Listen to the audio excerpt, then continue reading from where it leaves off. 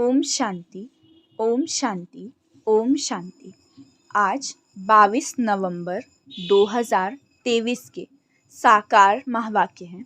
आज की मुरली में बाबा ने कहा, मीठे बच्चे, तुम ब्राह्मणों का ये नया झाड़ है, इसकी वृद्धि भी करनी है तो संभाल भी करनी है, क्योंकि नए झाड़ को चिड़ियाएँ खा जाती हैं। मीठे बच्चे, तुम ब्राह्मणों का ये नया झाड़ है, इसकी वृद्धि भी करनी है तो संभाल भी करनी है, क्योंकि नए झाड़ को चिड़ियाएँ खा जाती हैं। प्रश्न है, ब्राह्मण झाड़ में निकले हुए पत्ते मुरझाते क्यों हैं? कारण और निवारण क्या है? उत्तर है, बाप अर्थात भगवान जो ज्ञान के वंडरफुल राज सुनाते हैं, वो ना समझने के कारण संशय उत्पन्न होता है। इसीलिए नए नए पत्ते मुरझा जाते हैं, फिर पढ़ाई छोड़ देते हैं। इसमें समझाने वाले बच्चे बहुत होशियार चाहिए। अगर कोई संशय उठता है तो बड़ों से पूछना चाहिए, उत्तर नहीं मिलता तो बाप से भी पूछ सकते हैं, अर्थात भगवान से भी पूछ सकते हैं। इसका अर्थ है कि जो हम यहाँ पर नॉलेज धारण करते हैं, जो भगवान हमको नॉलेज देते हैं, तो वो जिनको नहीं समझ में आता है या फिर जो कम समझने वाले होते हैं या फिर जो बाहर के लोग होते हैं, तो अपने अपने अकॉर्डिंग उसका इंटरप्रिटेशन कर लेते हैं। पर बाबा कहते हैं कि जो इसको समझाने वाले बच्चे जो है ना, वो बहुत युक्ति से समझाना चाहिए। मतलब हर एक वर्ड का मीनिंग अलग होता है, हर एक लाइन का अपना महत्व होता है, तो उसको उस तरीके से समझाना चाहिए। तो जब किसी चीज़ का कोई गलत अर्थ समझ लेता है तो फिर बच्चे मुरझा जाते हैं, मतलब कि भगवान को छोड़ के चले जाते हैं।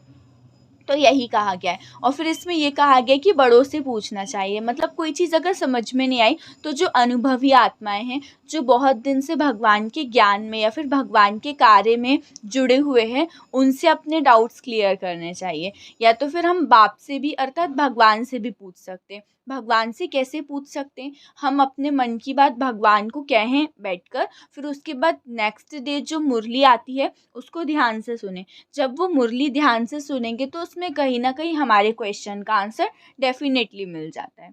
गीत है, प्रीतम आन मिलो। ओम शांति। अच्छा, मीठे मीठे सिखी लदे बच्चों प्रति माता पिता बाप दादा का याद प्यार और गुड मॉर्निंग। रूहानी बाप की रूहानी बच्चों को नमस्ते। हम रूहानी बच्चों की रूहानी बाप दादा को याद प्यार गुड मॉर्निंग और नमस्ते नमस्ते नमस्ते। शुक्रिया बाबा, शुक्रिया। धारणा के लिए मुख्य सार के 2 पॉइंट्स हैं। फर्स्ट है, दुख के समय पर अपार सुखों की जो लॉटरी मिली है, एक बाप से अर्थात भगवान से सच्ची प्रीत हुई है, उसका सिमरण कर सदा खुशी में रहना है। सेकेंड पॉइंट, बाप दादा समान निराकारी और निरहंकारी बनना है। हिम्मत रख, विकारों पर जीत पानी है, योग बल से बादशाही लेनी है। दुख के समय अपार सुखों की जो लॉटरी मिली है, एक भगवान से सच्ची प्रीत हुई है, उसका सिमरण कर सदा खुशी में रहना है। बाप दादा समान निराकारी और निरहंकारी बनना है। हिम्मत रख, विकारों पर जीत पानी है, योग बल से बादशाही लेनी है।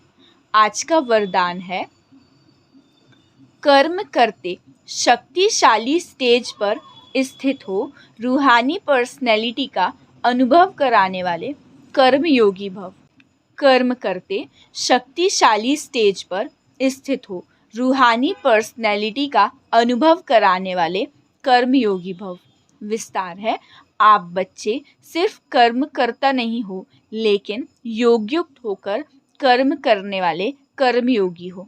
तो आप द्वारा हर एक को ये अनुभव हो कि ये काम तो हाथ से कर रहे हैं, लेकिन काम करते भी अपनी शक्तिशाली स्टेज पर स्थित हैं।